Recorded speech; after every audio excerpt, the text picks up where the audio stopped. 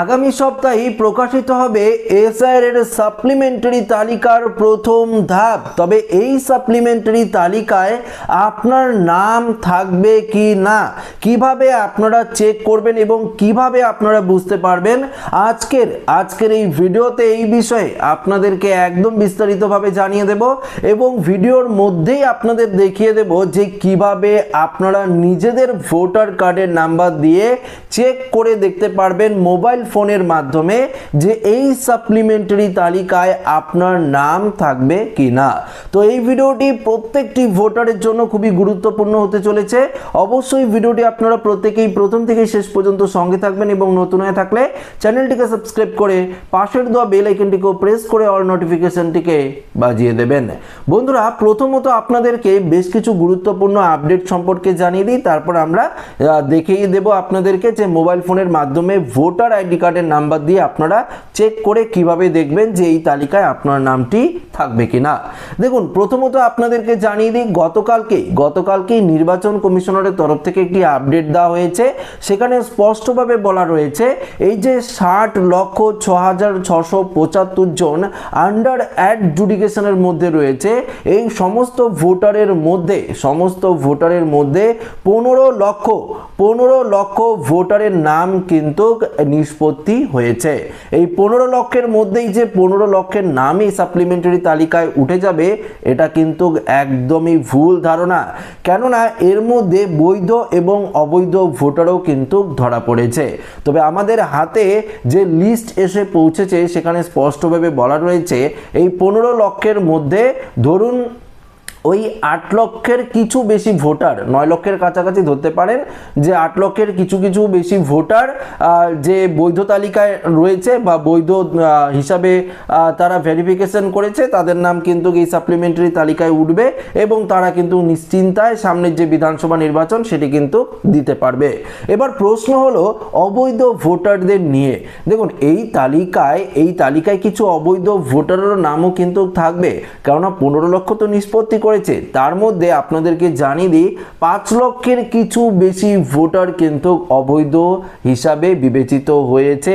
এই যে হাইকোর্টের বিচারকরা, তারা তো আর একদম যেভাবে সেভাবে ভেরিফিকেশনটা করেনি, তারা সমস্ত কিছু প্রক্রিয়াটি একদম সঠিক প্রসেসের মাধ্যমেই কিন্তু ভেরিফিকেশন করেছে। যার জন্যই সুপ্রিম কোর্ট বলেছিল নির্বাচন কমিশনকে যে হাইকোর্টের বিচারকদের অর্থাৎ জুডিশিয়াল অফিসারদের মাধ্যমে এই সমস্ত প্রক্রিয়াটা কমপ্লিট করানোর। তার জন্যই তারা করছে। আপাতত 500 জনের মতন জুডিশিয়াল অফিসার রয়েছে, তারা এই ভেরিফিকেশনটি করছে বা এই প্রসেসটি করছে। তো আপনাদেরকে যেটা বললাম, 5 লক্ষের কিছু বেশি ভোটার অবৈধ লিস্টে রয়েছে, তাদের নাম কিন্তু পুরোপুরি বাতিল হয়ে যাবে এবং সামনের বিধানসভা নির্বাচন থেকে সেই সমস্ত ভোটাররা কিন্তু বঞ্চিত হবেন। এবার আপনাদের প্রশ্ন থাকতেই পারে, সাপ্লিমেন্টারি তালিকায় যদি আমার নাম বাতিল হয়ে যায় তারপরে আমি কি করব, আমার কি করণীয়? দেখুন, এই যে 28 ফেব্রুয়ারি যে চূড়ান্ত তালিকা প্রকাশিত হয়েছিল, সেই তালিকায় তো ডিলিটেড ভোটারের নাম তো ছিল। তারা কি করেছে অ্যাপিল করেছে ডিএম অফিসে গিয়ে। সেই অ্যাপিল যদি তাদের রিজেক্ট হয়ে যায়, তারপর তারা অবশ্যই যে আমাদের মুখ্য নির্বাচনী আধিকারিক রয়েছে সিইও অফিস, সেই সিইও অফিসে তারা আবেদন করবে, লিখিত আবেদন। সেটি রিজেক্ট হয়ে গেলে আবার অনলাইনে 6 নম্বর ফর্ম ফিল আপ করে তারা কিন্তু আবার নতুন করে নাম তোলার চেষ্টা করবে।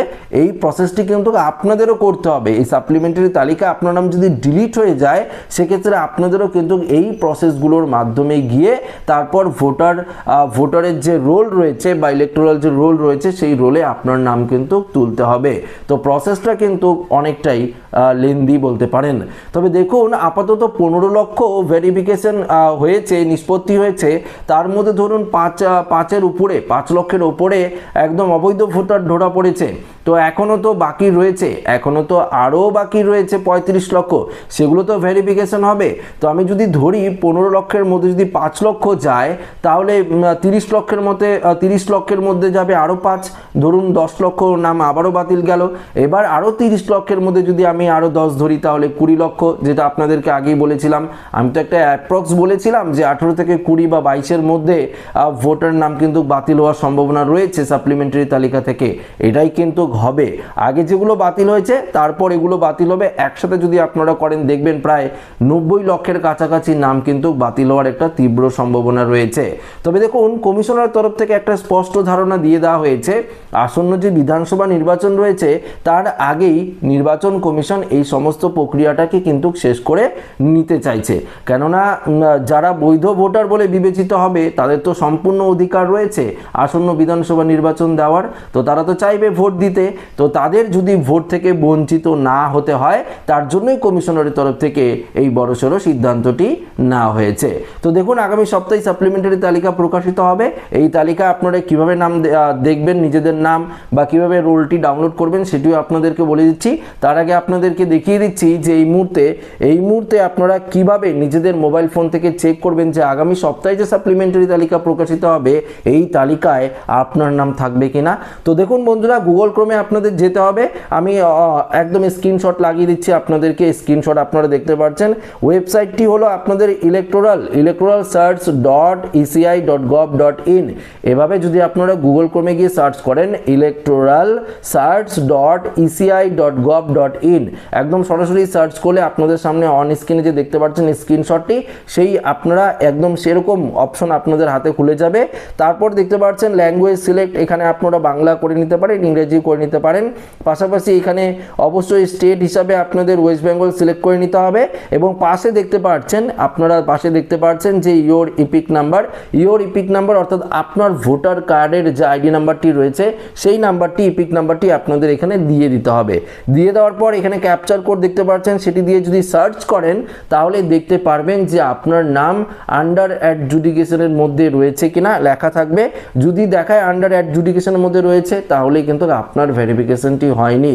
যদি না দেখায় তাহলে বুঝবেন যে আপনার নামটি আন্ডার অ্যাডজুডিকেশন থেকে সরে গিয়েছে। এবার আপনি নিশ্চিন্ত, আপনি কিন্তু এবার আপনার নাম যে এই যে সাপ্লিমেন্টারি তালিকা, এই তালিকায় কিন্তু থাকবে, সেই বিষয়ে আপনারা কিন্তু নিশ্চিন্ত থাকতে পারেন। যদি আন্ডার অ্যাডজুডিকেশন দেখায় তাহলে কিন্তু আপনাদের নাম এখনো নিষ্পত্তি হয়নি, কারণ আস্তে আস্তে ভেরিফিকেশন প্রসেসটা হচ্ছে। তারপরের যে ধাপের লিস্ট বেরোবে সেই লিস্টে হয়তো আপনার নাম বেরোতে পারে। তো এই নিয়ে কোনো আতঙ্কিত হওয়ার কিন্তু কারণ নেই। তো আশা রাখবো এই ভিডিওটিতে আপনাদেরকে সঠিক ইনফরমেশন দিয়ে হেল্প করতে পেরেছি।